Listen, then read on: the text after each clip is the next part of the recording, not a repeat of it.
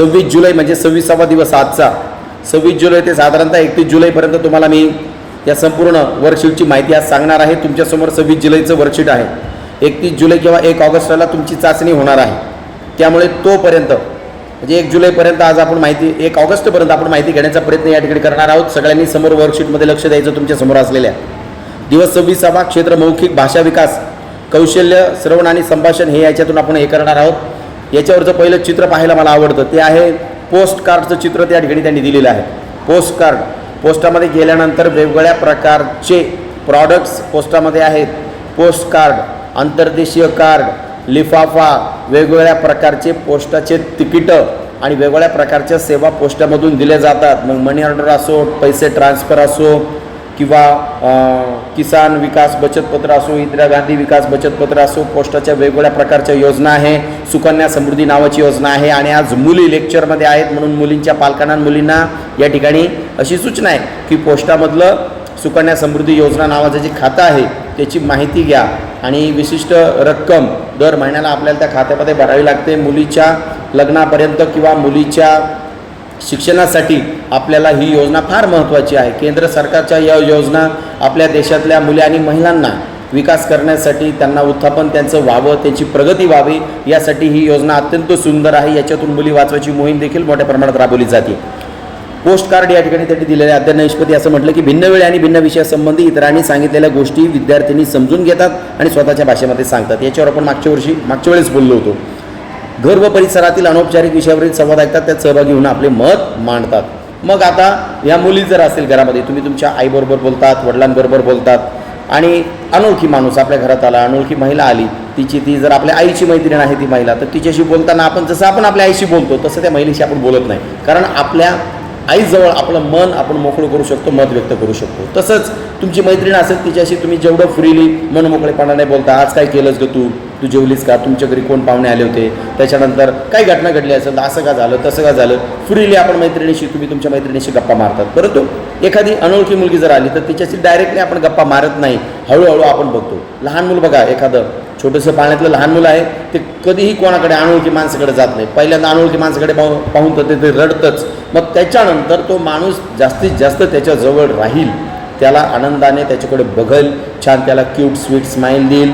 मग हळूहळू त्या मुलाचा विश्वास बसत चालतो की समोरचा जो माणूस दिसतोय प्राणी, तो काय आपल्याला उपद्रव देणार नाही, त्रास देणार नाही. हळूहळू त्याच्या चेहऱ्यावरचे हावभाव ते बाळ बघत असतं आणि मग त्याच्याकडे जायला ते सुरुवात करतं. ही कशाची प्रक्रिया असते? विश्वास संपादन करण्याची. आणि मग त्याच्यानंतर आपण गप्पा मारायला सुरुवात करतो, संवाद साधतो, वाद घालत नाही. शब्द बघा, खूप व्यवस्थित सुंदर शब्द आहे. संवाद, चांगल्या गप्पा आपण त्या ठिकाणी मारतो. हेच पहिल्या 2 प्रश्नामध्ये या ठिकाणी सांगितलं. जाणून घेऊया. पोस्ट कार्ड या ठिकाणी दिलेले आहे तुमच्यासमोर बघा. त्या वर्कशीटवर विद्यार्थ्यांना प्रत्यक्ष पोस्टकार्ड किंवा पोस्टकार्डचे चित्र दाखवून संदेशवहनाच्या साधनांची माहिती त्या ठिकाणी दिली पाहिजे. आपण आता मेसेज कसे टाकतो?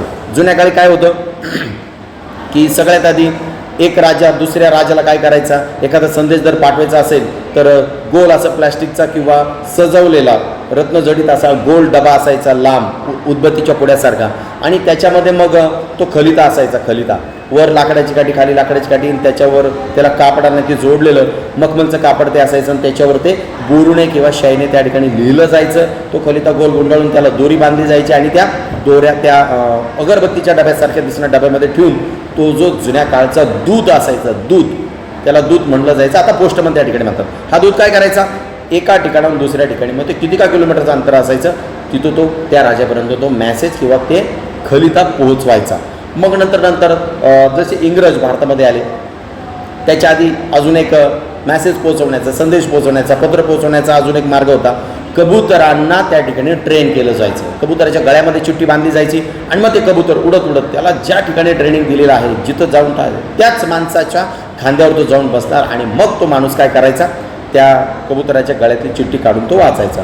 असा एक जुन्या काळचा पारंपरिक प्रकार होता. त्याच्यानंतर मग हळूहळू आले टपाल आले, मग पोस्ट खातं आलं, मग त्याच्यानंतर पत्र लिहावे लागले. मग जुन्या काळचं पोस्टकार्ड आजही पोस्टामध्ये मिळतं.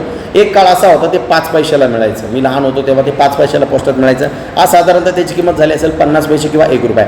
आज जाऊन तुम्ही पोस्टात बघा, तुमच्याजवळ कोणी आसपास पोस्टाचा माणूस राहत असेल, पोस्टमन तुमच्या जर गल्लीत येत असेल तर त्यांना विचारा, काका मला पोस्टकार्ड दाखवा कसं असतं. काका मला अंतर्देशीय पत्र कसं असतं दाखवा, लिफाफा कशा पद्धतीचा असतो आणि याची माहिती तुम्ही घ्या. याच्यात त्यांनी असं सांगितलं की आत्ता आपण काय करतो, आता मी तुमच्याशी एक 150 घरांमधून 150 मुली आणि मी 151 असे आपण 151 जण काय करतो आता गप्पा मारतोय. हे किती फास्ट आहे. जर मी तुम्हाला पत्र लिहून अभ्यास पाठवला असता तर आज पत्र लिहिलं तर 8 दिवसांनी तुम्हाला तो अभ्यास आला असता. मग तुम्ही तो अभ्यास सोडवायचा आणि तुम्ही मला परत पत्र पाठवायचं, त्याला असं अजून 8 दिवसांनी. म्हणजे मी आत्ता तुम्हाला डायरेक्टली जे शिकवतोय त्याला तुम्हाला लागले असते शिकवायला मला 16 दिवस. ही तंत्रज्ञानाची कमाल आहे. मग इंटरनेट आहे, व्हॉट्सअप कॉलिंग आहे, मायक्रोसॉफ्ट कॉलिंग आहे, जिओ प्लांट कॉलिंग आहे, गुगल मीट आहे, झूम आहे, असे अनेक कॉलिंगचे प्रकार आत्ता त्या ठिकाणी आलेले आहेत. तर हे जुन्या काळी नव्हतं. जुन्या काळी पत्र पाठवले जायचे, लिफाफे पाठवले जायचे.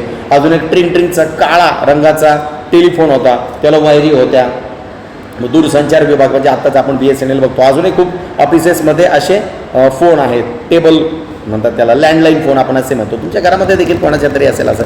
ही संदेश वहनाची एका ठिकाणाहून दुसऱ्या ठिकाणी संदेश पाठवणे, मेसेज पाठवण्याची पद्धत होती. आता किती फास्ट झालं बघा ना. जुन्या काळी जर असायचं की एखाद्या नातेवाईकाचं निधन झालं तर ते पत्र लिहून त्या ठिकाणी वेगवेगळ्या नातेवाईकांना कळवलं जायचं. मग ते पत्र 7 दिवसांनी 8 दिवसांनी पोचायचं. पत्र मिळाल्यानंतर तो माणूस 8 दिवसांनी रडायचा. मग त्याला कळायचं की आपला नातेवाईक वारलेला आहे. मग तो यायचा तर थेट 10वेला यायचा. आता तसं नाही आहे. माणूस एखाद्याचं निधन जर झालं तर कोणीतरी पटापटा त्याच्या जवळच्या माणसांना पटापटा फोन लावतं आणि सेकंदात व्हॉट्सअपला मेसेज टाकला की सगळ्यांना कळून जातं याचं निधन त्या ठिकाणी झालेलं आहे म्हणून. कोरोना कालावधीतलं मी बोलत नाही. आणि मग ते लोक काय करतात मग ते लोक यायचे कमी वेळेमध्ये. तर अंत्यविधीला अमरधाममध्ये हजेरी लावायला जमलं नाही, त्या ठिकाणी जाऊन दुःख व्यक्त करायला जमलं नाही, तो लोक दारावर जाणे, आपण म्हणतो दारावर जाणे, हा कसला प्रकार आहे सगळा संदेश होण्याचा. ते आता फास्ट झालेलं आहे. सध्या वापरात असलेल्या साधनांबाबत चर्चा या ठिकाणी आपण करूया. सध्या काय साधनं आहेत. मोबाईल आहे. मोबाईलपेक्षा तर फास्ट या जगात काहीच नाही. सेकंदामध्ये मी अमेरिकेला फोन लावू शकतो, सेकंदामध्ये मी जपानला फोन लावू शकतो, चीनमधील मित्राला फोन लावू शकतो, अमेरिकेतल्या मित्राला फोन लावू शकतो. आता अमेरिकेला फोन जर करायचा ठरला, आता सध्या माझे वेगवेगळ्या देशातील कवी, लेखक, साहित्यिक, चित्रकार, पत्रकार यांच्याशी मी गप्पा मारतो, ऑनलाईन त्यांचे वेबिनार घेतो. तर त्यांच्याशी जेव्हा मी फोनवर बोलतो तर अमेरिकेला फोन लावायचा ठरला तर 70 रुपये 80 रुपये मिनिट त्या ठिकाणी लागते. एका मिनिटाचं किती. जुन्या काळी कॉईन बॉक्स होते बघा, कॉईन टाकायचा आणि त्याच्यावर 60 सेकंद बोलायचं. ते संपायच्या अगोदर 55 सेकंदाला काय होतं, टुंग वाजतं, परत कॉईन टाकायचं, परत पुढचे 60 सेकंद बोलायचं. पण आता तसं नाही आहे. जर मोबाईलवरून ISD कॉल, इंटरनॅशनल कॉल किंवा भारतातला कॉल, बाहेरचा कॉल, असे वेगवेगळ्या प्रकारचे जे कॉल आहेत ते जर केले गेले, ते कॉल करत असताना आपल्याला 70 रुपये 80 रुपये मिनिट त्या ठिकाणी लागतो. तर त्याच्यावर अजून एक उपाय शोधून काढला मी की व्हॉट्सअप कॉल करायचा. व्हॉट्सअप कॉलला पैसेच लागत नाही, आपला डाटा फक्त कमी होतो. व्हॉट्सअप कॉल, व्हॉट्सअपचा व्हिडिओ कॉल, व्हॉट्सअपचा व्हॉईस कॉल, त्यांच्यावरून मी त्यांच्याशी गप्पा मारतो, 2-2, 3-3 तास त्या ठिकाणी बोलतो, कार्यक्रमाचं नियोजन करतो, त्यांच्याकडच्या ज्ञानाची माहिती त्या ठिकाणी. तुम्ही सुद्धा व्हिडिओ कॉलवर त्या ठिकाणी बोलत असाल. आता व्हिडिओ कॉल काल मी अपडेट केलं, माझं व्हॉट्सअप अपडेट केलं, मी नव्याने अपडेट केलं, अनइन्स्टॉल करून परत अपडेट केलं. तर त्याच्यात असं झालं मला की त्याच्यातले फंक्शन बदलले, अजून सोपे फंक्शन मला त्या ठिकाणी आले. पटकन मेसेज कसा जाईल, मोबाईल हँग कसा होणार नाही, याच्या टेक्निक देखील त्याच्यामध्ये आल्या. म्हणजे एवढं फास्ट असं जग झालेलं आहे. पुढचा प्रश्न सक्षम बनूया. ऑनलाईन शॉपिंग म्हणजे काही विद्यार्थ्यांना विविध प्रकारचे प्रश्न विचारू सांगू आपण. आता बघतो आपण इथं काही मी जाहिरात करत नाही, परंतु मला हे नावं घ्यावंच लागतील. आपण ऑर्डर करतो नाही का, ॲमेझॉन, फ्लिपकार्ट, अशा वेगवेगळ्या प्रकारच्या आंतरराष्ट्रीय बहुराष्ट्रीय कंपन्या आहेत. त्या अगदी सुईपासून तर थेट एखाद्या गोष्टीसाठी, पूजेसाठी लागणाऱ्या गोवऱ्या हे देखील आपल्याला त्या ठिकाणी ॲमेझॉन, फ्लिपकार्टवरून त्या ठिकाणी येऊ शकतात. आपण ऑनलाईन बुकिंग करायची, ऑनलाईन नोंदणी करायची, आपलं अकाउंट खोलायचं आणि मग त्याच्यानंतर आपल्याला मी परवा काय मागितलं तर माझ्याकडे पॉवर बँक आहे. असा पॉवर बँक या ठिकाणी जोडलेला आहे. मी पॉवर बँकची वायर, खालची जी वायर आहे पांढऱ्या रंगाची, ही वायर माझ्याकडे नव्हती नाही का. मोबाईल ते पॉवर बँकला जोडण्याची वायर, मग ती C टाईपची होती. मग मी नेटवर सर्च केलं, ॲमेझॉन, फ्लिपकार्ट यासारख्या अनेक कंपन्या माझ्यासमोर आल्या आणि मग माझ्या यायला लागणारी ती मी काय केली, ती वायर शोधली, त्याच्यावर क्लिक केलं. मग त्याच्या ते बास्केटमध्ये तो माझा काय गेला, मला लागणारा जो पार्ट होता तो मी त्या बास्केटमध्ये टाकला, म्हणजे ऑनलाईन बास्केट. मग त्याच्यानंतर त्यांना ऑर्डर केली, माझा पत्ता दिला, मग त्याचं मला कन्फर्मेशन आलं. मग 2-3 दिवसांनी मला लगेच ती काय आली, ती वायर घरी आली आणि फक्त 50 रुपये मला त्या ठिकाणी द्यावी लागली. ती कुठून आली असेल, दिल्लीवरून ती वायर आली, त्याच्यावर दिल्लीचा पत्ता होता. मग इतकं फास्ट त्या ठिकाणी जग झाले. याला ऑनलाईन शॉपिंग असं म्हणतात. याच्यात जरी तुम्हाला त्यांनी सांगितलं की ऑनलाईन शॉपिंगबद्दल आपण चर्चा करू, मग ते घरातल्या लागणाऱ्या विविध प्रकारच्या इलेक्ट्रॉनिक वस्तू, इलेक्ट्रिक वस्तू, कपडे असतील, छोटे मोठे मोबाईल असतील, वेगवेगळ्या प्रकारच्या वापरण्याच्या किचनमधल्या वस्तू असतील, शोपीस असतील, ड्रॉइंग्स असतील, वाद्य असतील, काहीही म्हणतोय तुम्हाला मी, काहीही अत्यंत आपण विचारसुद्धा करू शकत नाही अशा प्रकारच्या वस्तू ॲमेझॉनवर विकायला आहेत त्या ठिकाणी. आणि त्याच्या व्हरायटी देखील आहेत, कमी किमतीत, जास्त किमतीत. आता मी फक्त नावच ॲमेझॉनचं घेतलं आहे. अशा अनेक ऑनलाईन शॉपिंग कंपन्या त्या ठिकाणी आहेत. लेडीजच्या वेगळ्या, लहान मुलांचे परत वेगळे, मोठ्या माणसांचे वेगळे, किंवा आपल्या घरात वृद्ध माणसं असतील तर त्यांच्यासाठी सुद्धा लागणाऱ्या वस्तू वेगवेगळ्या प्रकारच्या या ठिकाणी मिळत असतात. अजून 2 महत्त्वाच्या गोष्टी मला ऑनलाईन शॉपिंगबद्दल सांगायच्या आहेत. मग लोक ऑनलाईन शॉपिंगच्या पाठीमागं लागले. तुम्ही बघितलं असेल गाडीवर, पाठीवर मोठमोठं बॅगा असतात त्यांच्या, आणि त्या बॅगा घेऊन ते लोक बसलेले, त्याच्यावर वेगवेगळ्या प्रकारचं स्टिकर लावलेलं असतं आणि ते फोन लावतात, तुमचं पार्सल आलेलं आहे. दोन्ही गाड्यांना पाठीमागून मोठमोठ्या पिशव्या बांधलेल्या असतात, त्याच्यामध्ये बॉक्सेस असतात, त्याच्यावर पत्ते असतात. हे सगळं कुरिअरने येतं आणि या ठिकाणी नेमलेले माणसं. आता तुम्ही झोमॅटोसुद्धा बघितलं की ऑनलाईन आपण जेवण मागू शकतो. या कोरोना कालावधीमध्ये ऑनलाईन जेवण लोक बुक करतात, ऑनलाईन शॉपिंगच म्हणूया आपण त्याला, आणि ते जेवण आपल्या त्या ठिकाणी घरी येतं. वेगवेगळ्या हॉटेलमध्ये त्याच्या ऑर्डर दिलेल्या असतात आणि त्यांनी वेगवेगळ्या प्रकारचे हॉटेल टाईप केले असतात. त्या हॉटेलमधून आपण त्यांच्या ॲप डाउनलोड करायचं, ॲपवर आपण पदार्थ बघायचे, ते पदार्थ कोणत्या हॉटेलमध्ये आहे, त्याचा रेट किती आहे ते बघायचं आणि त्याला आपण क्लिक करायचं आणि त्याचं पेमेंट केल्यानंतर आपल्याला साधारणतः ते वेळ देतात. 1 तासाच्या 2 तासाच्या तुम्हाला ही ऑर्डर तुमच्या घरी घरपोच मिळून जाईल. त्यांच्या पाठीवर जो बॉक्स असतो तो वातानुकूलित असतो किंवा एअर कंडिशन त्या ठिकाणी असतो. गरम असेल तर त्यांना गरम, थर्मासारखं गरमच त्या ठिकाणी ठेवलं जाईल, म्हणजे तुम्ही तुमच्या हातात पाकिट आल्यानंतर त्या भोजनाचं ते पाकिट त्या ठिकाणी गरम राहू शकतं. ऑनलाईन शॉपिंगचा अजून एक वेगळा महत्त्वाचा तोटा देखील या ठिकाणी सांगतो की स्थानिक पातळीवर जे लोकल दुकानदार आहेत, समजा आपल्याकडे कापड बाजार आहेत किंवा तुमच्या आसपास कॉलनीत खूप दुकानं त्या ठिकाणी आहेत, तुम्ही सगळं ऑनलाईनच मागवायचं. मग हे लोकांनी दुकानं टाकलेली आहेत, कोणी दुकानं टाकण्यासाठी कर्ज काढलेले आहेत, मोठा माल आणलेला आहे 10-20-30 लाखाचा, आणि आपण ऑनलाईनच घेत बसलो तर ही या ठिकाणी जाऊन शॉपिंग कोण करणार? कापड बाजारात आहे, इकडं तिकडं आहे. म्हणून हा एक संघर्ष चालू आहे. ऑनलाईन शॉपिंगकडे लोक वळत असताना परत त्याच्यामध्ये एखादी वस्तू खराब निघाली तर ती बदलून मिळेल का नाही ही पण आपल्याला अडचण असते. गावातल्या दुकानातून वस्तू जर आपण घेतली तर आपण त्या ठिकाणी जाऊन त्याला म्हणू शकतो का काही वस्तू खराब निघाली, बदलून द्या, याचा कलर असा आहे, इथं हे उसवलेलं आहे, इथं ते तसं झालं, इथं ते डॅमेज आहे. तसं ऑनलाईन शॉपिंगमध्ये आपल्याला तेवढी खात्री मिळतेच असं नाही. पुढे वळूया आपण. पान नंबर 50वर आहे, चला चर्चा करूया. सराव करूयामध्ये त्यांनी दिले की courier, speed post, parcel, email यांची माहिती यूट्यूबद्वारे व्हिडिओद्वारे समजून घ्यावी. कुरिअर नाही का, कुरिअर बरं आपण त्या ठिकाणी बोलूया.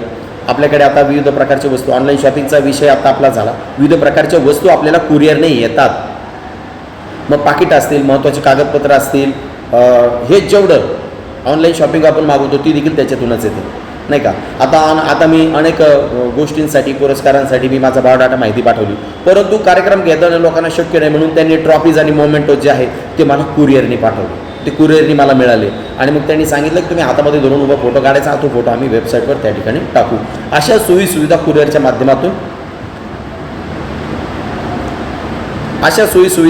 माध्यमातून आपल्याला जागीच त्या ठिकाणी मिळतात आणि शिवाय खात्री आणि शाश्वती. पुढचा प्रकार आहे त्याच्यामधला speed post. Speed post courier सारखाच हा स्पीड पोस्ट प्रकार आहे.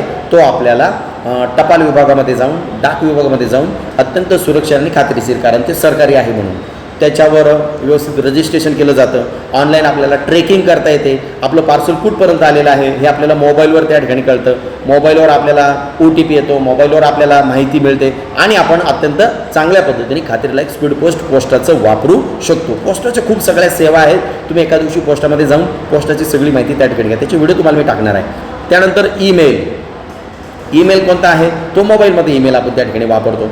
आता जे गुगल मीटवर आपण लेक्चरचं घेतोय तो ईमेलच्या माध्यमातून त्या ठिकाणी केला जातो. आता व्हॉट्सअप कसं होतं? व्हॉट्सअपचे मेसेज कदाचित दुसरा कोणी तुमचा मोबाईल हँग करून व्हॉट्सअपचे मेसेज पाहू शकतो, व्हॉट्सअपचा डाटा पाहू शकतो. परंतु ईमेल असा प्रकार आहे, त्याचा पासवर्ड जर आपण कोणाला सांगितला नाही तो ईमेल आपल्याला तेवढा गुगल अकाउंटमध्ये खात्रीलायक सेव्ह करून ठेवता येतो. ईमेलचे सतत ईमेल ID आणि पासवर्ड बदलत राहणं हे गरजेचं आहे. तुमच्या ईमेलवर तुमचं बँक खातं असतं, जर ऑनलाईन असेल तर तुमच्या ईमेलवर तुमच्या मोबाईलमधले सगळे अकाउंट जे आहेत त्यांची सुरक्षा तुमच्या ईमेलवर असते. ईमेलच्या माध्यमातून महत्त्वाचा पत्रव्यवहार आपण करू शकतो. आणि महत्त्वाचं काय, आपण व्हॉट्सअपने फोटो पाठवतो. मी तुम्हाला जर फोटो टाकले तर माझ्याकडे समजा 100 DPIचा फोटो आहे, माप सांगतो एक जस्ट अंदाजे. 100 DPIचा फोटो आहे तो तुम्हाला मी टाकला तर तो फोटो तुमच्यापर्यंत येईपर्यंत होतो 60 DPI, म्हणजे त्याच्यातले 40 DPI फोटोची कमी होतं, तो फोटो ब्लर दिसू लागतो, क्लिअर येत नाही. ओके, तर ईमेलने हे जर फोटो पाठवले तर त्याचे DPI बदलत नाही. 100 DPIचा फोटो पाठवला तर तो तुम्ही ओपन करून डाउनलोड केल्यानंतर तो तुम्हाला 100 DPIचा दिसेल. हे ईमेलचं महत्त्वाचं. ईमेलवरून आपण लिंक शेअर करू शकतो, मेसेज करू शकतो, वेगवेगळ्या प्रकारचे डॉक्युमेंट शेअर करू शकतो आणि ते खात्रीलायक शेअर असतात. त्याच्यातून कुठलाही धोका आपल्याला ईमेलमधून होत नाही. पुढं आहे कल्पक होऊया. तुम्हाला कोणाला पत्र लिहायला आवडेल आणि का? तुम्हाला जर 50 पैशाचं तुम्ही पोस्टकार्ड आणलं तर तुम्ही पत्र कोणाला लिहाल? कोणाला लिहायला आवडेल? मामाला, मामीला, काकाला, काकूला, तुमच्या बेस्ट फ्रेंडला, तुमच्या आवडत्या मैत्रिणीला तुम्हाला पत्र लिहायला आवडेल का? किंवा तुमच्या टीचरला पत्र तुम्ही लिहाल का? किंवा तुम्ही एका मुलाने आपल्या काटमोरा नावाचा आपला मुलगा होता, तो आता 8वी 9वीला आहे, गोड मुलगा आहे तो. त्याने काय केलं माहिती का? त्याने आपल्या महाराष्ट्राचे मुख्यमंत्री उद्धव ठाकरे साहेब यांना पत्र लिहिलं आणि करोना कालावधीमध्ये तो म्हटला की माझ्या वाढदिवसाचे मी एवढे पैसे जमवलेले आहे, मला आदरणीय उद्धव काका तुम्हाला ते पैसे द्यायचे आहेत. का लिहू शकत नाही तुम्ही पत्र? तुम्ही सुद्धा पत्र लिहू शकता. अजून काय केलं एका मुलाने आपल्या, त्यांनी पंतप्रधान नरेंद्रजी मोदी साहेब यांना पत्र लिहिलं. कुठून पत्ता मिळाला त्याला मी पत्ता दिला. त्याला मी सांगितलं माननीय पंतप्रधान नरेंद्रजी मोदी साहेब, खाली पत्ता लिहायचा 7 लोककल्याणकारी मार्ग नवी दिल्ली, एवढ्या पत्त्यावर तुमचं पोस्टकार्ड आदरणीय पंतप्रधान नरेंद्रजी मोदी साहेब यांच्या पत्त्यावर जाईल आणि तुमचं जर त्यांनी जर दखल घेतली तर तुमच्या पोस्टकार्डला ते उत्तरसुद्धा देऊ शकतात. इतकी पोस्टकार्डमध्ये त्या ठिकाणी ताकद आहे. तुम्ही तुमच्या समस्या मांडू शकता, तुम्ही चांगले उपाय मांडू शकता, तुम्ही त्यांच्या कामाचं कौतुक देखील करू शकता, तुम्ही कोणालाही पत्र लिहू शकता. हे लक्षात ठेवा. म्हणून तुम्हाला उपक्रम जर करता आला पत्र लिहायचं तर तुम्ही लिहा. शाळेच्या मुख्याध्यापकांना पत्र लिहा, तुमच्या टीचरला त्या ठिकाणी पत्र लिहा. वेगवेगळे पत्राचे प्रकार आहेत, त्यानुसार तुम्ही पत्र लिहू शकता. पुढे आहे त्यांनी विचारलं तुम्हाला कोणाला पत्र लिहायला आवडेल आणि का आवडेल, याचं उत्तर तुम्ही देखील या ठिकाणी लिहायचं आहे. पुढचं आहे समजा तुम्हाला आपल्या मुख्यमंत्र्यांसोबत फोनवर बोलण्याची संधी दिली तर तुम्ही काय बोलाल? तुम्हाला जर फोन आला मुख्यमंत्र्यांचा किंवा तुम्ही मुख्यमंत्री साहेबांना फोन लावला तर तुम्ही त्यांच्याशी काय बोलाल, नाही का? मग तुम्ही त्यांच्यासमोर त्यांचं कोरोना कालावधीतील केलेल्या कामाबद्दल कौतुक मांडाल, लसीकरणाबद्दल माहिती सांगाल, तुम्ही काही कोरोनाच्या उपाययोजनाबद्दल माहिती सांगाल, तुम्ही तुमच्या काही तक्रारी सांगाल. जर तुम्हाला जर फोन आला तर तुम्हाला 1च मिनिटं दिलेलं काय बोलणार तुम्ही, नाही का? मुळात हीच गोष्ट खूप मोठी असते की मुख्यमंत्री साहेबांशी आपण बोलू शकू, नाही का? काही लोकांना सुचणारच नाही काय बोलावं, एकदम ते शॉक होतील, नाही का? असा प्रकार आहे तो. तर तुम्ही काय बोलाल? तुमच्या मनामध्ये स्वातंत्र्य आहे तुम्हाला की तुम्ही कोणत्या विषयावर त्यांच्याशी बोलाल. याचं देखील 4 ओळीची माहिती तुम्ही तयार करा आणि ह्या गोष्टीचा उपयोग करण्यासाठी या ठिकाणी दिलेले पूरक साहित्य स्त्रोत. पुढं वळूया आपण दिवस 27वा क्षेत्र मौखिक भाषा विकास आणि त्यामध्ये आहे भिन्न वेळे आणि भिन्न विषयांसंबंधी त्यांनी सांगितलेल्या गोष्टी समजून घेतात. वरचेच अध्ययन निष्पत्तीचे मुद्दे त्यांनी 27व्या दिवसामध्ये त्यांनी दिलेले आहे. यामध्ये सर्व संभाषण आहे. वर जसं आपल्याला पोस्टकार्डचं चित्र दिलं होतं तर त्यांनी सायकलचं चित्र दिलं आहे आणि ती रेंजर सायकल आहे, आधुनिक सायकल आहे. त्यामध्ये काय दिलं आहे? विद्यार्थ्यांना तुम्ही या चित्राचं निरीक्षण करा. या सायकलीच्या चित्राबद्दल आपण चर्चा करायची आहे. सायकलचे कोणते प्रकार तुम्ही पाहिलेले आहेत आणि कोणतीच वाहने जेव्हा अस्तित्वात नव्हती तेव्हा लोक कशाचा वापर करत असेल याविषयी तुम्हाला मी माहिती सांगायची, तुम्ही देखील चर्चा करायची. तर सगळ्यात आपल्या भारतामध्ये कमी पैशामध्ये आणि कुठलंही पेट्रोल लागत नाही, डिझेल लागत नाही, चार्जिंग करावं लागत नाही आणि स्वस्त आणि मस्त आणि त्यातून होणारा व्यायाम, यामध्ये सायकलसारखं दुसरं वाहन जगात नाही. जपान आणि चीनमध्ये तर लोक सायकलने नोकरीला जातात. जपान आणि चीनमध्ये तर त्यांचा व्यायाम पण होतो आणि सगळ्यात महत्त्वाचं 4 व्हीलर, 2 व्हीलर, 3 व्हीलर किंवा बसमधून प्रवास करून जे मोठ्या पद्धतीचं प्रदूषण होतं ते सायकलमुळे होत नाही. मी तर अशी माहिती त्या ठिकाणी गुगलवर वाचली की जपानचे पंतप्रधान जे आहेत ते सायकलवर त्या ठिकाणी आपल्या ऑफिसला जातात. किती सुंदर गोष्ट आहे. एखादी मोठी कंपनी जपानमध्ये आहे, जपान उद्योगधंद्याच्या औद्योगिक किंवा MIDC सारख्या तांत्रिक क्षेत्रामध्ये खूप पुढे गेलेलं जपान आहे आणि तिथला कंपनीचा 10-20 लाख रुपये पगार असलेला CEO म्हणजे मुख्य कार्यकारी अधिकारी देखील सायकलवर त्या ठिकाणी नोकरीला जातो, सायकलवरून त्या ठिकाणी घरी येतो. त्या ठिकाणच्या मुख्य रस्त्यांवर गाड्यांसाठी एक रस्ता आहे आणि सायकलसाठी स्वतंत्र रस्ता आहे. किती मोठी गोष्ट त्या ठिकाणी आहे. म्हणजे तिथले नागरिक हे सायकलच्या माध्यमातून देशाचं प्रदूषण देखील जपतात. अशी ही सायकल पुरातन काळापासून चालू आलेली आहे. आपल्याकडे कलेक्टर कचेरी, जिल्हाधिकारी कार्यालय शेजारी अहमदनगर ऐतिहासिक वस्तू संग्रहालय आहे आणि त्या ठिकाणचे अभिरक्षक आहेत प्राध्यापक डॉक्टर संतोष यादव, ते माझे मित्र आणि मार्गदर्शक आहेत. तिथं जर तुम्ही गेले तर त्या ठिकाणी तुम्हाला वस्तू संग्रहालयामध्ये जुन्या काळच्या 5 ते 6 सायकली तिथं तुम्हाला त्या पाहायला मिळतील. त्या जरूर तुम्ही त्या ठिकाणी भेट द्या. आपल्याकडे सायकलची दुकानं आहेत. लहान लहान मुलांच्या सायकली वेगळ्या, 3 चाकी सायकली वेगळ्या. जुन्या काळी घोडागाडी होती लहान मुलांसाठी छोटीशी, तिला 3 चाकं होते, त्याला धरून ते पायी चालण्याचा प्रयत्न करायचा. त्यानंतर आता वॉकर आले, लहान मुलांना वॉकरमध्ये टाकलं जातं, ते पायाने ढकलतं आणि वॉकर पुढं जातो. मग पुढं नंतर सायकल आली जी तुम्ही चालवली 1ली 2रीला, तुम्हाला तुमच्या मम्मी पप्पांनी छान सायकल घेऊन दिली. मग तुम्हाला त्याच्यात तोल सावरता येत नव्हता, तर त्याच्या दोन्ही बाजूला 2 अँगल होते आणि त्याला छोटे छोटे परत गोल चाकं लावलेले होते. ती सायकल झाल्यानंतर अजून सायकलीचा प्रकार कोणता? आपल्या गल्लीमध्ये बघा पाववाला येतो, भाजीवाला येतो. सायकलवर त्याच्याकडे काय ह्या वस्तू विक्रीसाठी ठेवलेल्या असतात. अजून सायकलींचे जुन्या काळची साधी सायकल, ॲटलास कंपनीची सायकल जगामध्ये फार चालली. ॲटलास कंपनी एकमेव जगातली त्या काळात कंपनी किती सायकली बनवायची. सायकलचे विविध पार्ट आहेत, मागचं चाक, पुढचं चाक.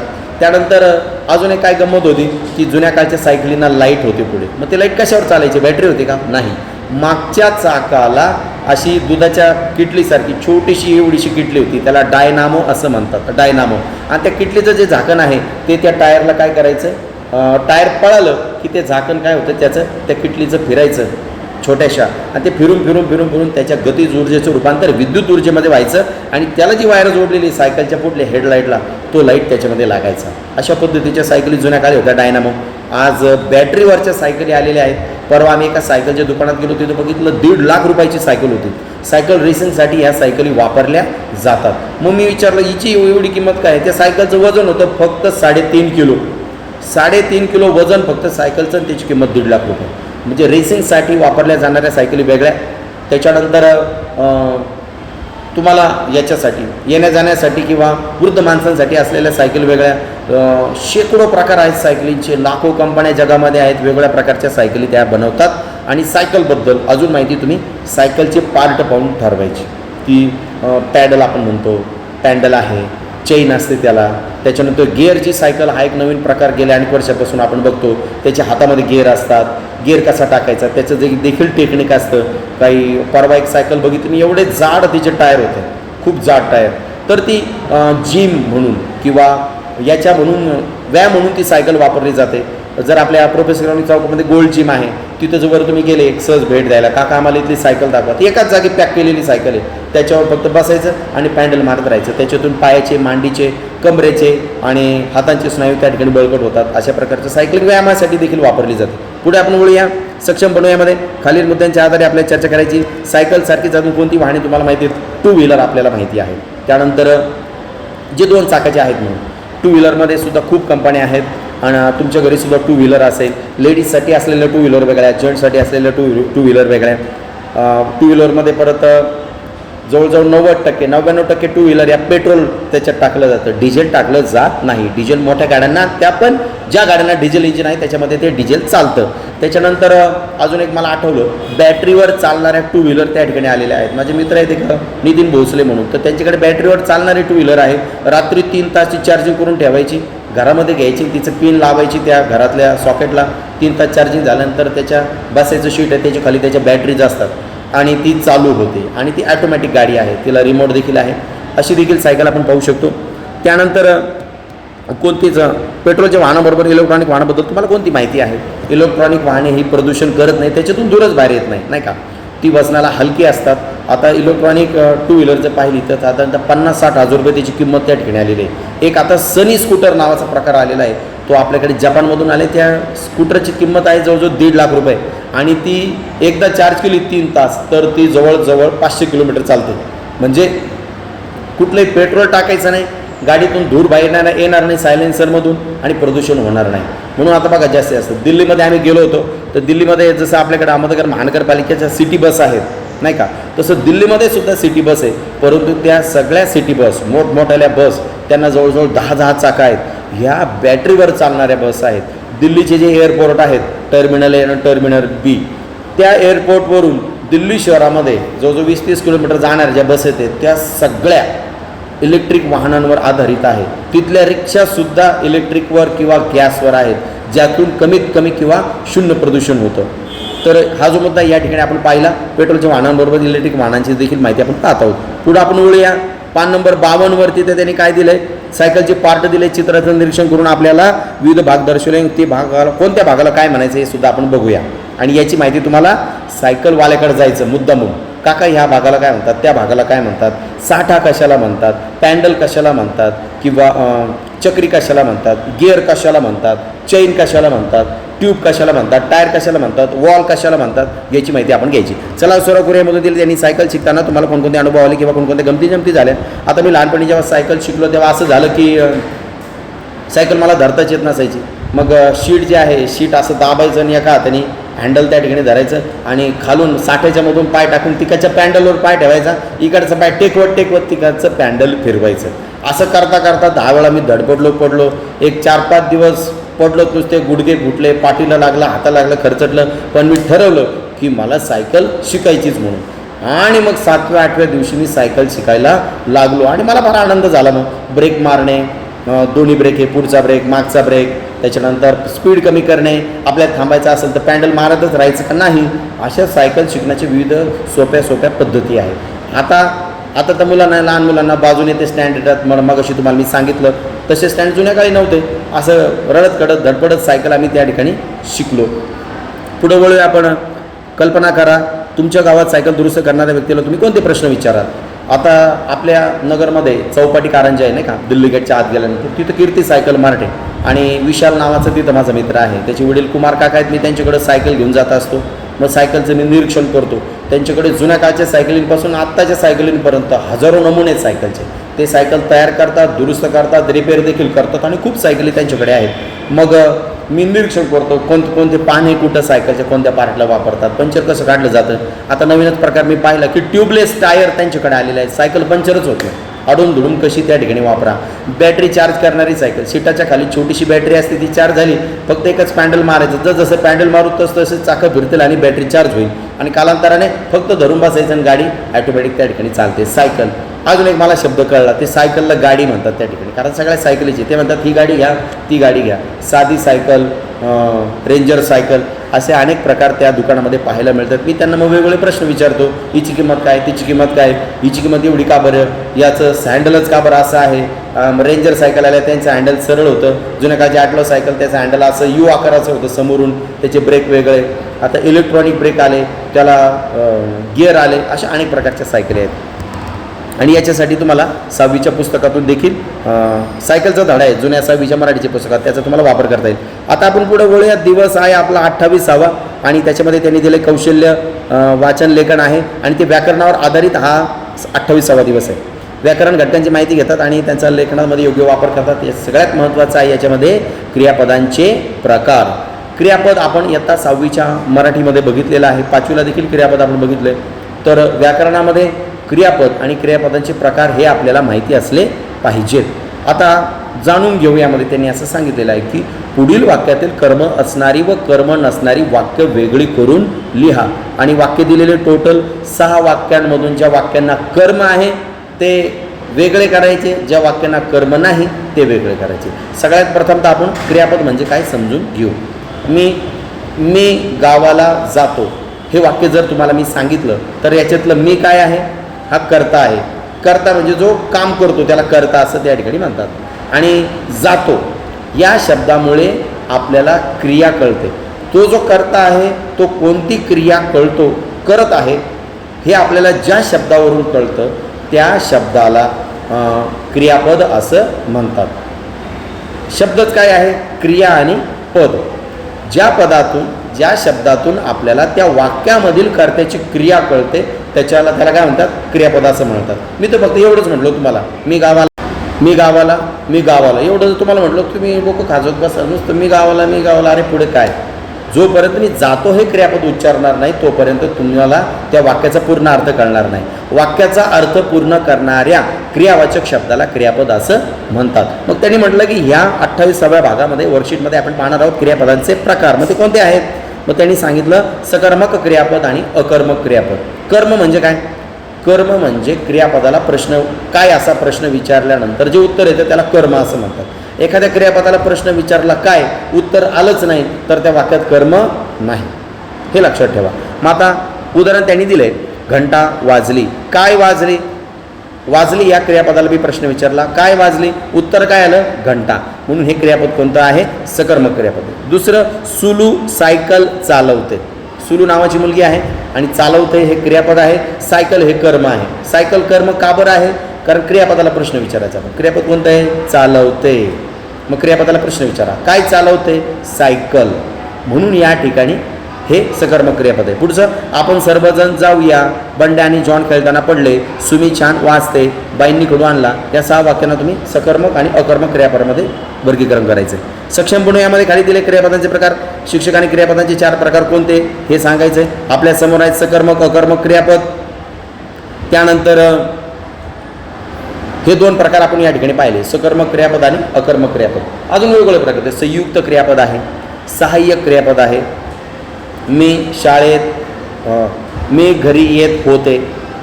येत होते हे संयुक्त आणि सहाय्यक क्रियापदाचं या प्रकारामध्ये त्या ठिकाणी मोडतं. म्हणजे 2 क्रियापद असतात बघा. मी जेवण करत होतो, मी गावाला चाललो होतो.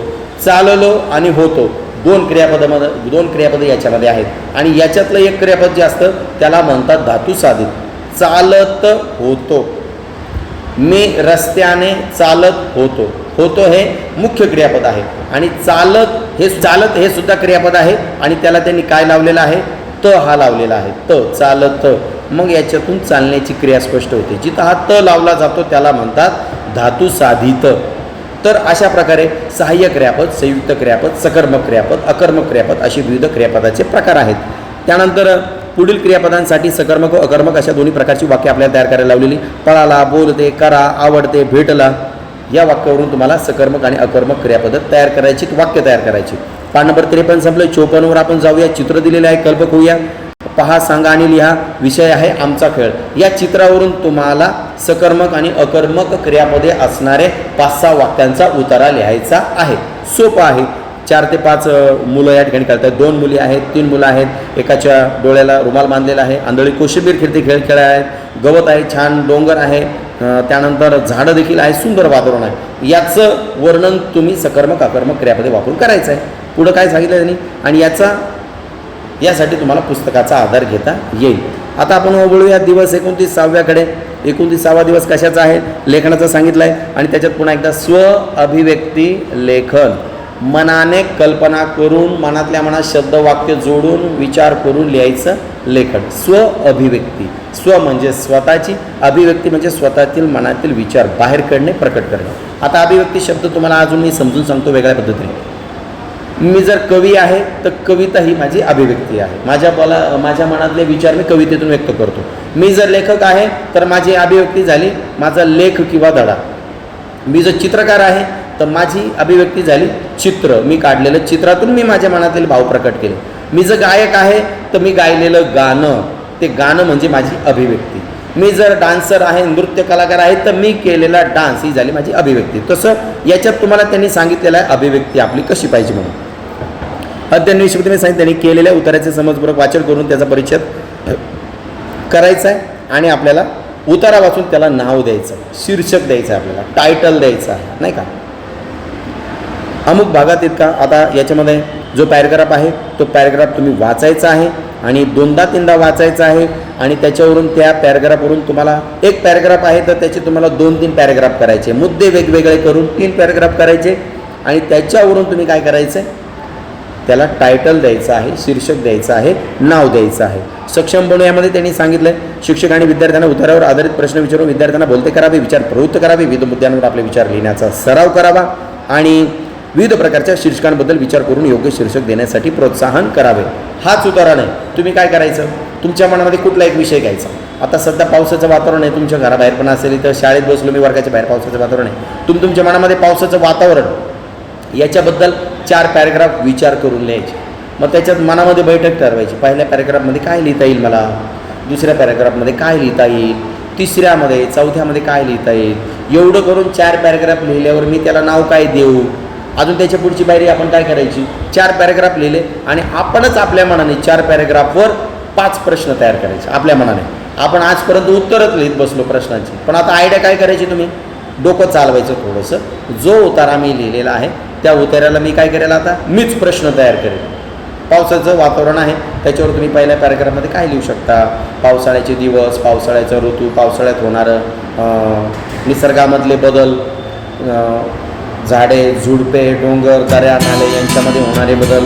मग आपण पावसाळ्यात रेनकोट वापरायला बाहेर पडतो. लहान मुलं कागदाच्या होड्या करून गल्लीतून वाहणाऱ्या पाण्यामध्ये ते होड्या सोडतात, त्या पाण्यामध्ये ते उड्या मारतात. आनंद, मोर पावसात नाचू लागतो, पिसारा फुलवून, पावसाची गाणी ऐकावीशी वाटतात, पावसावर कविता लिहावीशी वाटते. असं खूप वर्णन आपल्याला पावसावर जण काय निबंध 4 पॅराग्राफ जर दिलं त्याचे उत्तरंसुद्धा, प्रश्नसुद्धा आपण तयार करायचे. उत्तर ऑलरेडी पॅराग्राफमध्ये आहेत, तुम्ही लिहिलेले तुमच्या अभिव्यक्तीतून आणि तुम्हाला त्याच्यातून त्याचं प्रश्न लिहायचे. चला सराव करू. यामध्ये त्यांनी काय दिलं? शिक्षकांनी विद्यार्थ्यांना सूचना द्यायची. काय विविध प्रकारच्या वाचन साहित्यातून कोणत्याही एक उदाहरण निवडून त्याचे आपल्याला योग्य वाटतील तसे परिच्छेद तयार करा आणि शीर्षक लेखनाचा सराव करा. हेच याच्यात परत सांगितलं आहे. वेगवेगळे आता तुम्हाला मी पावसाचं वातावरण हा विषय सांगितला होता. तुम्ही तुमच्या मनाने कुठलाही विषय घ्या. याच्यात त्याने असं सांगितलं, घरात येणारं वर्तमानपत्र, तुमच्याकडे असणारं शाळेच्या व्यतिरिक्त असलेलं घरातल्या ग्रंथालयातलं पुस्तक, त्याच्यातून उतारा निवडा. तो उतारा वहीत लिहून काढून त्याचे प्रश्न तयार करून त्याला व्यवस्थित टायटल किंवा शीर्षक द्या. हा मुद्दा इथं सांगितला आहे. कल्पक यामध्ये असं त्यांनी सांगितलं, कल्पना करा आपण हवामान खात्याच्या अधिकाऱ्यांना भेटणार आहोत व आपल्याला त्यांची मुलाखत घ्यायची आहे. काय प्रश्न विचारायचे तशी प्रश्नावली तयार करा. आता मुलाखत घ्यायची आपल्याला, नाही का, इंटरव्ह्यू, हवामान खात्याच्या याच्यात जायचं कार्यालयामध्ये. आता आपल्या नगरमध्ये सुद्धा हवामानाचा एक विभाग आहे, त्याचं देखील कार्यालय आहे. तिथे कार्यालयाच्या बाहेर टेबल असतो एक पॅक आणि तिथं पर्जन्यमापक ठेवलेलं असतं. पर्जन्यमापक एक पाऊस मोजण्याचं यंत्र आहे. उभं यंत्र असतं, चंचूपात्रासारखं उभं माप मोजतात त्या पद्धतीचं उभं. त्याच्यानंतर वर लावलेला असतो वातकुक्कुट. वातकुक्कुट म्हणजे जसं काय पवनचक्कीसारखा फिरणारा एक आडवा भाग असतो, त्याला पाते लावलेले असतात. कोणत्या दिशेने वारा वाहतोय, कोणत्या दिशेकडे वाहतोय, ते पवनचक्की आडवी जी आहे ती किती जोरात फिरते याच्यावरून आपल्याला वाऱ्याचा वेग कळतो. मग आपण त्या हवामान खात्याच्या अधिकाऱ्याला जाऊन त्यांना म्हणायचं, साहेब आम्हाला तुमची मुलाखत घ्यायची. मग त्याचे प्रश्न आपल्याला तयार करायचे की तुमचं नाव काय, तुम्ही इथं नेमकं काय काम करता, तुम्ही इथं कोणत्या पदावर काम करता, तुम्ही वातावरणाच्या हवामानाच्या कोणत्या नोंदी ठेवता, उन्हाळ्यात तुम्ही वातावरण तापमानाच्या कोणत्या नोंदी ठेवता, उन्हाळ्यातलं हवामान वातावरण कसं असतं, मग तुम्ही काय उपाययोजना करता, या नोंदी तुम्ही कोणाला देता, या नोंदीमुळे कोणाला त्याचा फायदा होतो का, या नोंदी टी व्हीवर येतात का, हवामान तापमान सांगणाऱ्या बातम्यांमध्ये सगळ्यात शेवटी हवामान तापमान सांगितलं जातं, ह्या नोंदी ते लोक सांगतात का ज्या तुम्ही पाठवलेल्या असतात. हिवाळ्यामध्ये तुम्ही कोणत्या नोंदी ठेवतात, हिवाळ्यातलं तापमानाच्या नोंदी, हिवाळ्यातल्या वातावरणाच्या नोंदी तुम्ही कशा ठेवतात, किंवा तुम्च्याकडे अशी काही यंत्र आहेत का की ज्या यंत्रांच्या माध्यमातून तुम्हाला आधीच भूकंप होणार आहे, आधीच पूर येणार आहे, आधीच ढगफुटी म्हणजे एकाच वेळी खूप ठिकाणी एकाच ठिकाणी पाऊस येणार आहे, असं तुम्हाला काही कळतं, याची काही यंत्र आहेत का, ही सगळे प्रश्न आपण विचारू शकतो. आपल्या समर्थ शाळेच्या शेजारी ऋणानुबंध अपार्टमेंट आहे आणि तिथं प्राध्यापक BN शिंदे नावाचे हवामान तज्ज्ञ राहतात. त्यांच्या घरामध्ये जवळजवळ 1-1.5 कोटी रुपयाची हवामान सांगणारी सामग्री त्यांच्याकडे आहेत आणि ते इथून पुढच्या 10 वर्षांचा अभ्यास करून पावसाचं प्रमाण सांगतात, ते हवामान सांगतात, तापमान सांगतात आणि त्यांच्या आकाशवाणीवर किंवा पेपरमध्ये देखील बातम्या येतात, आकाशवाणीवर मुलाखती होतात. आणि मग यावर्षी पाऊस कसा असेल, यावर्षी थंडी कशी असेल, ऊन कसं असेल, ग्लोबल वॉर्मिंग कसं आहे, शेतकऱ्यांनी कोणती पिकं घ्यावीत, कोणती औषधनाशके कीटकनाशके फवारावीत, याच्यातील सतत माहिती त्या ठिकाणी देत असतात. आणि खूप भूगोलातला अभ्यास त्यांचा आहे, हवामानाचा, तापमानाचा, आणि 1.5-2 कोटी रुपयाची सामग्री स्वतःच्या खर्चाने त्यांनी घरातच एक जॉग्रफी लॅब, भूगोलाची वातावरणाची लॅब त्यांनी तयार केलेली आहे. तर त्यांच्या घरी देखील आपण कधीतरी भेट देऊया, एक दिवस त्यांचीच मुलाखत मी घेऊन तुम्हाला टाकणार आहे. तर अशी माहिती देखील आपल्याला माहीत झाली पाहिजे. तर यानंतर आपण वळूया पान नंबर 57वर आहे. आपला दिवस आहे 30वा आणि त्यामध्ये त्यांनी चाचणी आपल्याला दिलेली. तर चाचणीची माहिती आपण या ठिकाणी घेणार आहोत. तुम्हाला मी सांगितलं दर 15 दिवसांनी चाचणी आहे, त्यामुळे आता तुमचे 30 दिवस पूर्ण होतील 30व्या दिवशी. तर त्या दिवशी तुम्हाला चाचणी दिलेली आहे.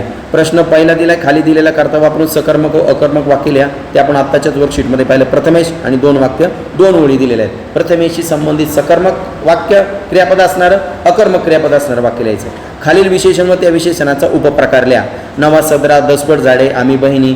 शेजारच्या टॅबमध्ये आहे विशेषण आणि विशेषणाचा उपप्रकार. कोणतं विशेषण आहे? नवा सदरा. नवा आणि सदरा हे काय झालं? नाम. याच्यातून विशेषण कोणतं लिहायचं आहे? नवा. मग तो विशेषणाचा कोणता प्रकार आहे? गुणवाचक विशेषण आहे. संख्यावाचक विशेषण आहे. संख्यावाचक विशेषणामधलं मग अनिश्चित संख्यावाचक विशेषण आणि निश्चित संख्यावाचक विशेषण असे विशेषणाचे प्रकार या ठिकाणी. त्याच्यात कशात ते मोडतं? 10 पट झाडे, 10 पट, 10 हा आकडा याच्यामध्ये आलेला आहे. मग विशेषणाचा प्रकार, विशेषण कोणतं झालं याच्यातलं? 10 पट. आणि विशेषणाचा प्रकार कोणता झाला? संख्यावाचक विशेषण. आणि त्याच्यातला पण परत उपप्रकार कोणता? 10 म्हणजे 10. निश्चित संख्या आपल्याला माहीत झाली, मग त्याला निश्चित संख्यावाचक विशेषण असं म्हणतात. दुसरा प्रकार कोणता आहे त्याच्यातला उपप्रकार? अनिश्चित संख्यावाचक विशेषण. अनिश्चित म्हणजे कसं? आपण असं म्हणतो का, मी खूप जेवलो, आपण म्हणतो की नाही? खूप पाऊस आला, लई बोरं खाल्ल्याने, लई, खूप, खूप वेळा. याच्यातून आपल्याला आकडा कळत नाही, निश्चित आकडा कळत नाही, अनिश्चित गोष्ट कळते. खूप म्हणजे किती? बोरं खाल्ले, किती बोरं खाल्ले? लई बोरं खाल्ले. खेळलो, किती खेळला? 1 तास 2 तास नाही, तो लई खेळलो. मग लई या शब्दातून आपल्याला आकडा कळत नाही, म्हणून त्याला अनिश्चित विशेषण असं, अनिश्चित संख्यावाचक विशेषण असं म्हणतात. खाली दिले त्यांनी आम्ही बहिणी. आम्ही हे याच्यातलं विशेषण आहे, बहिणी हे नाव आहे. आम्ही हे कोणतं झालं आता? याच्यातून आम्ही हे विशेषण आहे. आणि मग विशेषणाचा प्रकार कोणता? सार्वनामिक विशेषण. आम्ही हे सर्वनाम आहे, परंतु या ठिकाणी ते विशेषण म्हणून वापरलेलं आहे, तो सर्वनामाचा प्रकार झाला सार्वनामिक विशेषण. पुढे दिलं आहे प्रश्न दुसरा, इंटरनेटवरून घेतलेल्या या कवितेचे वाचन करून खालील प्रश्नाचे उत्तर आपल्याला याची कविता दिली त्यांनी. नको नको ज्योतिषा माझ्या दारी नको येऊ, धनरेषांच्या चऱ्याने तळ हातरे फाटला, देवा तुझ्याची घरचा झरा धनाचा आटला, माझे दैव मला कळे माझा हात नको पाहू, म्हणे नशिबाचे 9 ग्रह तळ हाताच्या रेगोट्या, बापा नको मारू थापा, अशा उगा खऱ्या खोट्या. बहिणाबाई चौधरी यांची कविता आहे. आणि त्या कवितेवरून त्यांनी काय सांगितलेलं आहे, खाली प्रश्न दिलेले, त्याची उत्तर आपल्याला द्यायची. कवयित्रीचा कोणत्या गोष्टीवर विश्वास असेल असे तुला वाटते? मग कशावर विश्वास असेल? ज्योतिषी हात पाहतात किंवा कुंडली पाहून आपलं ज्योतिष किंवा भविष्य त्या ठिकाणी सांगतात. इथं यांनी या कवितेवरून असं विचारलं आहे की त्यांचा ज्योतिषावर विश्वास असेल की नाही, या कवितेतून आपल्याला उत्तर सांगायचं. देवाच्याकडे सुद्धा आता संपत्ती नाही, हे कवितेतील कोणत्या ओळीत सांगितलं आहे? तिथं त्यांनी म्हटलं आहे की झरा धनाचा आटला, देवा तुझ्या घरचा झरा धनाचा आटला, या ओळीवरून आपल्याला स्पष्ट होतं. कवितेला योग्य शीर्षक दे. मग तुम्हाला त्यांनी सांगितलं कवितेला योग्य नाव लिहा. तुम्ही तुमच्या मनाने योग्य नाव त्या ठिकाणी द्यायचं कवितेला. प्रश्न तिसरा, शिक्षकाने ऐकलेली गोष्ट तुझ्या शब्दातली. शिक्षकाने एक छोटीशी गोष्ट मुलांना सांगावी, तीच गोष्ट मुलांना त्यांच्या शब्दात भाषेमध्ये लिहिण्याना सांगावी. आता ही जी गोष्ट आहे ती गोष्ट मी तुम्हाला 30 जुलैला ती गोष्ट तुम्हाला मी ग्रुपला टाकेल. आणि ती गोष्ट तुम्ही काय करायची आहे, ती गोष्ट तुम्ही तुमच्या भाषेमध्ये लिहायची आहे. अनेक प्रकारच्या गोष्टी आपण लहानपणापासून ऐकतो.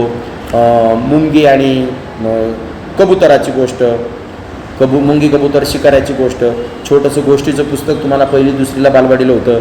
इसाप नीतीच्या कथा आहेत, अल्लाउद्दीनच्या कथा आहेत, अलीबाबा 40 चोरच्या कथा आहेत, त्याच्यानंतर पंचतंत्राच्या गोष्टी आहेत, रामायण महाभारताच्या गोष्टी आहेत, रामकृष्णाच्या गोष्टी आहेत. अशा अनेक गोष्टी आपण ऐकतो, पाहतो. रामायण महाभारत सध्या TV वर वेगवेगळ्या ठिकाणी चालू आहे, किंवा काही गोष्टी उपदेश देणाऱ्या असतात, काही बोधकथा असतात. अशा अनेक प्रकारच्या गोष्टी आपण त्या ठिकाणी ऐकतो. अशी गोष्ट तुम्हाला मी सांगणार आहे. प्रश्न 14 दिले, सोबत दिलेल्या चित्राविषयी तुला कोणती माहिती आहे ते 2 ओळीमध्ये लिही. आता सोबत त्यांनी चित्र जे दिलं आहे, जे कलरफुल चित्र माझ्यासमोर आहे, मी मोबाईलमधून तुम्हाला सांगतोय, ते चित्र आहे परमवीर चक्र. वेगवेगळ्या प्रकारचे राष्ट्रीय पुरस्कार देशातल्या विविध काम करणाऱ्या व्यक्तींना दिले जातात. मग सैनिक असतील, त्यानंतर मग शिक्षक प्राध्यापक असतील, किंवा आता मलाच 2019 साली भारताचे राष्ट्रपती महामहिम रामनाथ कोविंद साहेब यांच्या शुभ हस्ते राष्ट्रीय शिक्षक पुरस्कार त्या ठिकाणी मला मिळाला. या ठिकाणी जे चित्र दिलेलं आहे, परमवीर चक्र, पद्मश्री पुरस्कार, पद्मविभूषण पुरस्कार, पद्मभूषण पुरस्कार, असे वेगवेगळे पुरस्काराचे राष्ट्राचे पुरस्काराचे प्रकार आहे. भारतरत्न पुरस्कार देखील त्या ठिकाणी दिला जातो. तर असे वेगवेगळे प्रकार आहेत. हे चित्र ज्याचं आहे त्याची आपण माहिती त्या ठिकाणी मिळवायची नेटवरून. आता चित्र काय आहे ह्याचं आपल्याला माहिती कशी मिळवायची? तुमच्या मोबाईलमध्ये गुगल लेन्स नावाचा प्रकार आहे. गुगल लेन्सचा कॅमेरा चालू करायचा आणि तो याच्यावर धरायचा. चित्रावरून गुगल लेन्सचं फीचर काय करतं, फंक्शन सर्च करतं, चित्र कशाचं आहे त्याची भली मोठी माहिती विकिपीडियाच्या माध्यमातून आपल्याला येते. हा कोणता पुरस्कार आहे, कशाबद्दल दिला जातो, मरणोत्तर दिला जातो का, किंवा निधन झाल्यानंतर दिला जातो का, त्याच्या आधी दिला जातो, कोणत्या कामांसाठी दिला जातो, याची माहिती आपल्याला त्या ठिकाणी लिहायची आहे.